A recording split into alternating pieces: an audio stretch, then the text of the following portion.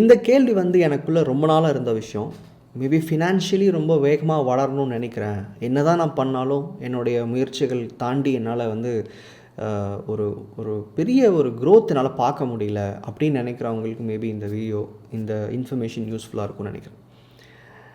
அந்த கேள்வி என்னென்னா, நம்மளும் அதே படிப்பு தான் படிக்கிறோம், ஒரே மாதிரியான ஃபேமிலி இல்லை வாழ்க்கை நிலையில் தான் வரோம், நமக்கும் ஆப்பர்ச்சுனிட்டிஸ் இருக்குது. ஆனால் நம்மளை மாதிரியே வர்ற இல்லை நம்ம கூடயே ட்ராவல் பண்ணுற சில பேர் நம்மளோட வேகமாக முன்னாடி போகிறாங்க. நான் மேஜராக இங்கே பேசுகிறது வந்து ஃபினான்ஷியல் க்ரோத், கெரியர், பிஸ்னஸ் இதை பற்றி தான். ஸோ வேகமாக மேலே போகிறாங்க. அது ஏன் என்னால் முடியல? ஸோ அறிவாக கம்பேர் பண்ணி பார்க்கும்போது அவங்களுக்கும் அதே மாதிரியான அறிவு, அதே படிப்பு தான் இருக்குது. பட் அவங்க ஒரு ஒரு வேகம் அப்படின்றது என்னை விட ஒரு அட்லீஸ்ட் ஒரு 30-40% முன்னாடி இருக்குது. நான் ஒரு 21 வயசுலேருந்து 35 வயசுக்குள்ளே சாதிக்கிற ஒரு விஷயத்த ஒருத்தர் 21 வயசுலேருந்து 25 வயசுக்குள்ளேயே சாதிச்சிருக்கார். ஒருத்தர் வந்து 25லேருந்து 60க்குள்ளே தாம் கொண்டு வந்த சில விஷயங்களை ஒருத்தர் 30க்குள்ளே பண்ணியிருக்கார். அப்படின்னா என்ன நடந்திருக்கும் உள்ள? எல்லோரும் நம்ம பொதுவாக கவனிச்சிக்கிற ஒரு விஷயம் என்ன, நினச்சிக்கிற ஒரு விஷயம் என்னென்னா, லக்கு தான். ஸோ அவங்களுக்கு வந்து எல்லாமே சரியாக அமைஞ்சிருச்சு. மேபி எக்ஸ்டர்னல் சர்க்கம்ஸ்டான்சஸ் வந்து அவங்களுக்கு சூட்டபுளாக இருந்துச்சு, இதெல்லாம் நம்ம சொல்லிப்போம். பட் அப்படி நான் க்ளோஸாக இருந்து கவனித்த சில ஆட்கள் அவங்க வளர்ச்சியை நான் பார்த்துருக்கேன். ஆனால் அந்த மாதிரி ஒரு எக்ஸ்டர்னல் ஆப்பர்ச்சுனிட்டி எனக்கும் இருந்திருக்கு, என்ன மாதிரி பல பேருக்கு இருந்திருக்கு. பட் அந்த வளர்ச்சின்றது எகெயின் அது வந்து என்னால் அதை புரிஞ்சிக்கவே முடியாத ஒரு விஷயமாக தான் பார்த்தேன். ஆனால் இந்த ஈர்ப்பு விதியை புரிஞ்சுக்கும் போது, எண்ணங்கள் எப்படி வேலை செய்யுது, இதெல்லாம் பார்க்கும்போது 2 விஷயம் அவங்க பண்ணுறாங்க. இது அந்த நிலையில் அந்த கேள்வியோடு இருந்தேன்னா, சில விஷயங்கள் அவங்க பண்ணுறதை உள்ளே இன்கார்பரேட் பண்ண ஆரம்பித்ததுக்கப்புறம் வந்த புரிதல் தான் இந்த ஆன்சர் சொல்கிறேன். 2 விஷயம் அவங்க பண்ணுறாங்க. ஒன்று, இப்போ நம்மலாம் வந்து ஒரு எஃபர்ட் போட்டு எல்லாருமே ப்ரொமோஷனுக்காகவோ ஒரு பிஸ்னஸ் டெவலப்மெண்ட்காகவோ இல்லை அந்த அந்த ஒரு விஷயத்தை வந்து இப்போ இருக்கிற நிலையிலேருந்து பெருக்கிறதுக்காக ஏதோ ஒன்று பண்ணுறோம். அந்த பெருக்குதற்காக பண்ணுற முயற்சிகள் இருந்துக்கிட்டே தான் இருக்குது. நம்ம எல்லாருமே கன்சிஸ்டண்ட்டாக any lower middle class or middle class growth அப்படின்றது டெஃபினெட்லி எல்லாருமே அதை ஃபோக்கஸ் பண்ணி தான் போகிறோம். எல்லாருமே எஃபர்ட் போட்டுக்கிட்டே தான் இருக்கிறோம். க்ரோத் இருக்குது, பட் அந்த ஒரு ஒரு வேகம் அப்படின்றது இருக்காது.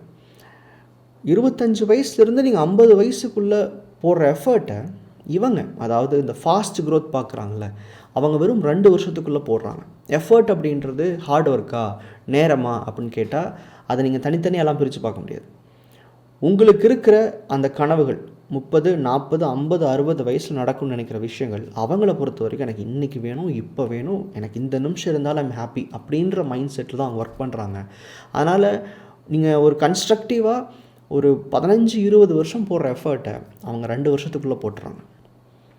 அப்போது இது வெறும் நேரம் செலவழித்தா போதுமா, ஹார்ட் ஒர்க் பண்ணுமான்னு கேட்டால் அப்படி கிடையாது. அதை நீங்கள் உள்ளேயே நீங்கள் உணரணும், உள்ளே நம்பணும். இந்த ஒரு consistent way of you know energy அப்படின்றது எனக்கு எதுவுமே இன்றைக்கி வேணும் அப்படிங்கும்போது மட்டும்தான் நடக்கும். அது இவங்களுக்குள்ளே எப்பவுமே இருக்குது.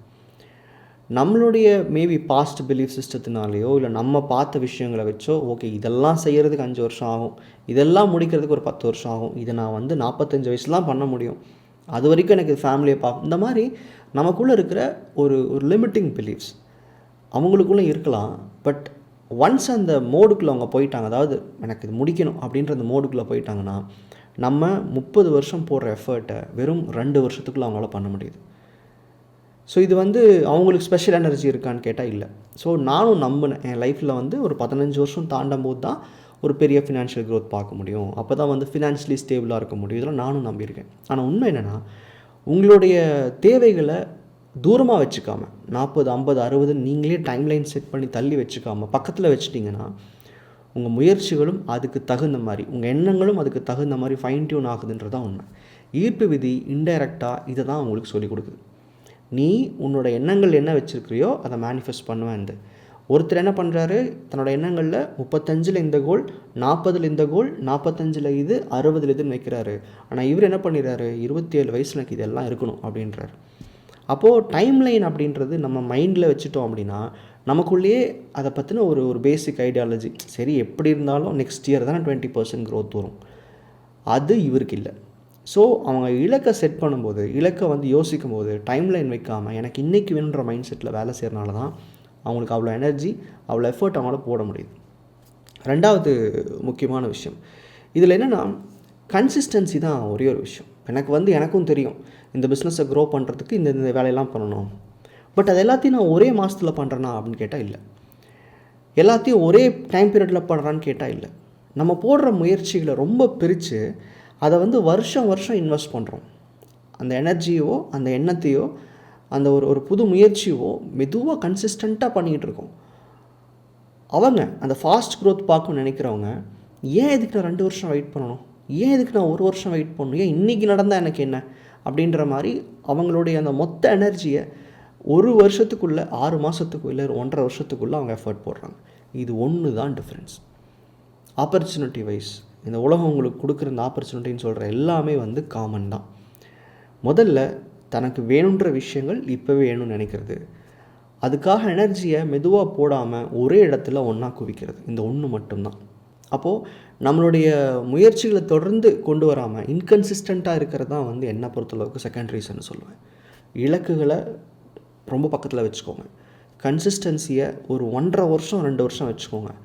ஃபினான்ஷியலாக நீங்கள் இன்றைக்கி 0ல் இருக்கீங்கன்னா ஒரு 150% ஆர் 300% போகிறதெல்லாம் ரொம்ப ரொம்ப ஈஸி. உங்கள் கனவுகளுடைய அளவும் உங்களுடைய கன்சிஸ்டன்சியும் தான் இதை டிசைட் பண்ணுது, வேறு ஒன்றுமே இல்லை.